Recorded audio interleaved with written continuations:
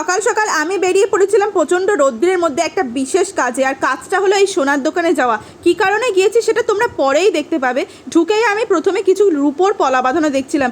এত সুন্দর এই পলা বাঁধানোগুলো না, একটা করে পরলে ভীষণ ভালো লাগবে। তারপরে এই ভাইরাল যে পলা বাঁধানোগুলো উঠেছে এখন, এইগুলো দেখছিলাম। এগুলো কালার কম্বিনেশনও ভীষণ ভালো ছিল, প্রাইসটাও খুব কম ছিল। আর এই শাখা বাঁধানোগুলো বেশ ভালো লাগছিলো, মাত্র 5,000 টাকার মধ্যে এই শাখা বাঁধানোগুলো। আর এই যে কিছু আংটি দেখছিলাম, এগুলো 10,000, 12,000, 14,000, 16 এরকম দাম ছিল। আমার না এই যে আংটিটা, এটা আমার ভীষণ ভালো লেগেছে, খুব সুন্দর এই আংটির ডিজাইনটা। তারপর আরও কিছু আংটি দেখছিলাম। দেখার পরে যে শাখা বাঁধানোটা পেটিটা দেখালাম, ওইটা একটু হাতে নিয়ে দেখছিলাম। আমার খুব পছন্দ হয়েছে শাখা বাঁধানোটা, সরুর ওপর না বেশ সুন্দর দেখতে লাগছে। তারপর আমি গিয়েছিলাম আমার এই জিনিসটা আনতে, এই নোয়া বাঁধানোটা আনতে।